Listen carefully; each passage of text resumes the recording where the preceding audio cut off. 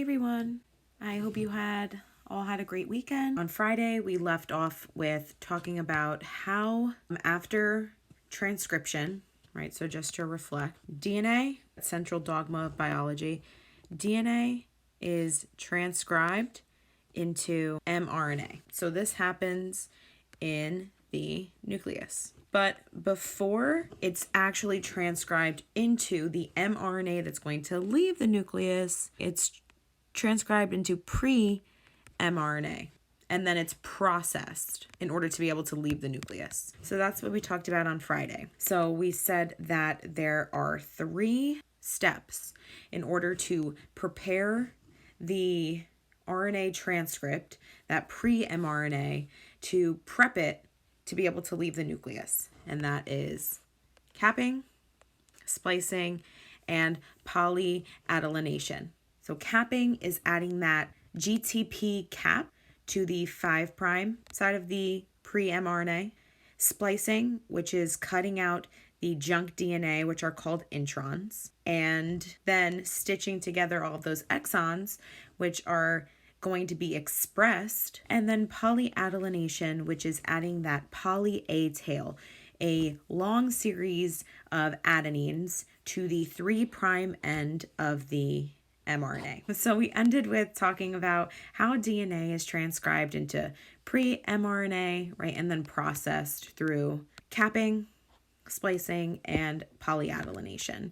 So at this point, right, this all happened in the nucleus. Now, after this prepping process, the mRNA is now ready to leave the nucleus. And that mRNA is going to leave the nucleus, travel through the cytoplasm, which is that fluid in the cell, and make its way to a ribosome. So just to come back to what we've been talking about, DNA is made of multiple genes. So there's multiple genes in DNA because genes are sections, portions of DNA. Each gene codes for a protein. So genes have specific nucleotide sequences or codes that code for specific amino acid sequences. So in one gene, there are a whole bunch of codes that are coding for all of the amino acids because a protein is a polymer. Its monomer is a sequence of amino acids. So in one gene, all of those codes are coding for a specific amino acid sequence. So meaning from start to finish of that protein, every amino acid and specifically what order they need to go into to make that protein. These genes need to be transcribed, which we already talked about, from DNA into mRNA. Then they need to be translated from RNA into a protein. Why do they need to be translated?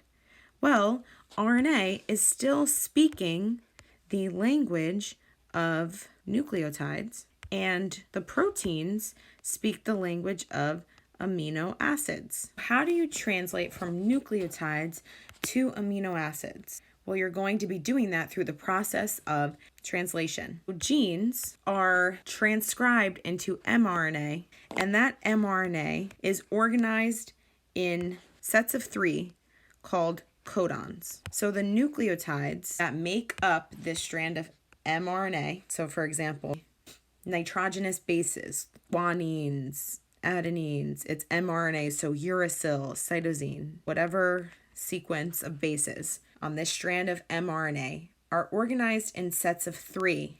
These sets of 3 are called codons. You have this long chain. They're separated into sets of 3 nucleotides called codons. So remember, we had 2 strands of DNA. We had the template strand and we had the coding strand. The strand that was copied and transcribed is the template strand that was copied and transcribed through complementary base pairing. So the mRNA strand that was created is an identical copy of the coding strand, except it's going to have uracil instead of thymine. So now we have this strand, and the coding strand is the one that has the codes for the genes that are going to make the protein. So on this mRNA strand, they're organized, these bases are organized into sets of 3 called codons. And amino acids are specified by 3 nucleotide codes of mRNA that's transcribed from DNA. So these codes that were transcribed copied from the template strand, right, to make an identical copy of the coding strand, amino acids need these codes. They're specified. Each codon, each set of 3 nucleotides, codes for 1 amino acid. And obviously all of these codes, right, every set of 3 codes for a different amino acid, and they're going to build a polypeptide chain. The amino acids are going to form a chain and create a protein. We're just going to review the 20 amino acids and their abbreviations. And it says review, but I believe that you have not learned about this yet. No need to memorize them, but you need to be aware of this chart and what this means. There are 20 amino acids, and you can read them here. Each amino acid is abbreviated by a 3-letter sequence. So for example, lysine, LYS. When you are looking at a codon chart, these codon and amino acid charts allow you to read a set of 3 nucleotides, 3 bases, and be able to tell what amino acid it's going to make. The amino acid that it tells you it makes is going to be the abbreviation for it. So you need to be able to go back to this chart and figure out the corresponding amino acid. Now, also, you should be aware that they can be abbreviated by 3 letters, which is the one that we're most likely going to see, or they're abbreviated by 1 letter. And it goes, so you would also need to be able to read this chart and know if I see a K as the amino acid, that would mean that the amino acid is lysine. So look at this chart. Just be familiar with the names of the 20 amino acids, because if you're familiar with the names of them, it won't be that hard for you to be able to find the abbreviation that goes along with it, because it's basically a part of the name. So we're going to do some practice with reading these codon and amino acid charts, so that when we talk about translation tomorrow, you'll be aware of this chart already, and then we'll just have to talk about the process. I'm going to play you an Amoeba Sisters video. While this video is playing, there's a corresponding worksheet that I'm asking. The video is going to go over some examples with you, and it's going to ask you to pause the video and practice the examples. I'm asking you to actually do that so you can actually practice using the codon and amino acid chart. Codons. If you chose to watch this short video, you are perhaps searching for a little additional help to read a codon chart. And you've come to the right place. We're going to assume you already have the background from our DNA versus RNA video and our protein synthesis video. If not, you might want to check those out first, or otherwise jumping right into this isn't going to make much sense. Oh, and in addition, we have a video companion handout to this video, which can be helpful. Expand this video's details for the link, as you may want to download it first. So if you had this DNA template here, you'd have this mRNA built. I know this because of how RNA bases pair with DNA bases. Notice how these mRNA bases are written here in groups of 3? Each is a codon. Bases are read in 3s, so a codon is how these bases will be read. In this example, there are a total of 5 codons, 15 individual RNA bases. By reading a codon chart, you can determine the amino acids that will be brought in by the tRNAs. You can determine the sequence of amino acids that make up a protein. And if you're wondering why this matters, understanding how amino acids are coded for helps us understand human traits and how changes in amino acids have the potential to alter those traits. Not just for humans either, but all living organisms. The codons and their corresponding amino acids have been discovered by scientists. There are many ways you can represent the information in a chart. The most common ways are the rectangular codon chart and the circular codon chart. Let's get started. The first codon. Remember, codons have 3 bases, and codons are on the mRNA, is AUG. That means the tRNA anticodon will be UAC. And we know that because of the base pairing rules. Now, which amino acid will that tRNA carry? Time to use the codon chart. We'll use a rectangular one, and remember, it's the mRNA codon that we look at, not the tRNA anticodon, So notice on the left side of the chart, it is for the first base. The top is for the second base, and the right side is for the third base. We're looking at the codon AUG. We go in order. First base letter, A. We isolate this row here and only this row. Second base letter, U. We isolate this column here and only this column. We've narrowed it down to this area here where they intersect. Third base letter, G. Here. The codon AUG codes for the amino acid methionine. Fun fact, methionine is commonly the starting amino acid for many polypeptide chains, as AUG is a start codon. Next codon is CCA. That means the anticodon for the tRNA will be GGU. Now, what amino acid will that tRNA carry? Time to use the codon chart. This time, we're going to ask you to pause the video while you try to determine which amino acid this tRNA would be carrying. Again, don't forget to use the mRNA codon, not the tRNA anticodon. So in slow motion, let's go through this chart. First base letter, C. That narrows down this row. Second letter, C. That narrows down this column. And therefore, this area here where they meet. Third letter, A. The amino acid proline. All right, the third codon, GUC.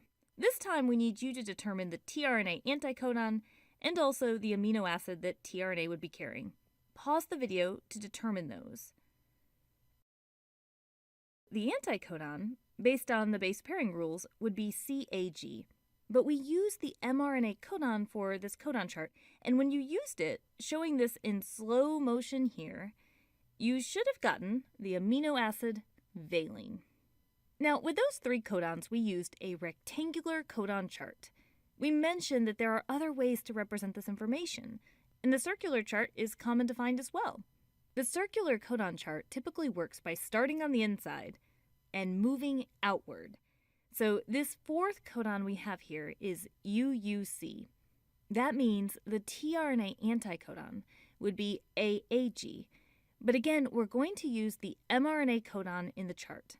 So we start with the center, first letter U, which isolates to this area. Then we move out one to the second letter, which isolates further, U. Finally, we move one more time to the C. This is the amino acid phenylalanine. Your turn now to use the circular codon chart with the last codon, UAA. What does the mRNA codon UAA code for? In slow motion here, you can see we get stop. This does not code for an amino acid. Instead, it generally is at the end of a sequence for a polypeptide. And, well, this signals the end of reading the codon chart for this little chain of amino acids anyway.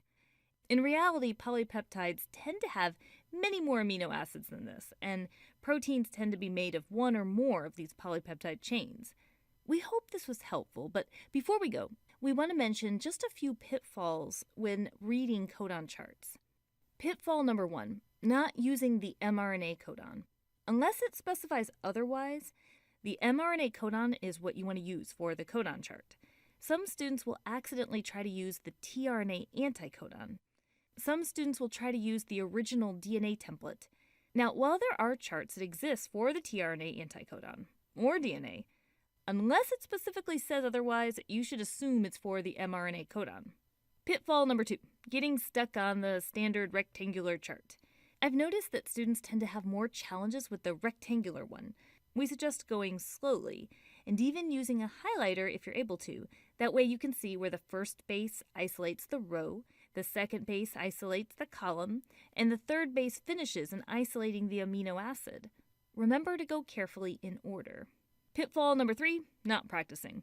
You gotta practice, that's why this video has a video companion. So let's do some more practice by going backwards. So using this circular codon chart, can you tell me the 2 codons that code for lysine? Go ahead and pause the video for a moment. So using this circular codon chart, we can see the codons AAA and AAG code for lysine. Let's use this rectangular codon chart here now. Pause this video to determine the 6 mRNA codons that code for the amino acid serine. The mRNA codons that code for serine are UCU, UCC, UCA, UCG, AGU, and AGC. Whew, that's a lot of codons. Well, that's it for the Amoeba Sisters, and we remind you to stay curious. This strand of mRNA that has these codons, right, for the process of translation is going to be matched up with an anticodon from tRNA. So complementary base pairing, right, it'll be the opposite of the code that was on the mRNA. And the tRNA is the RNA that transfers the amino acids. tRNA is holding the amino acid, and the mRNA has the codons that are going to tell the tRNA what amino acid belongs with it. So that's why these charts are telling you the codon from mRNA that will match up to a specific amino acid. All right? So tomorrow we'll talk about the process of translation in detail. Today, just spend some time practicing how to read that codon chart.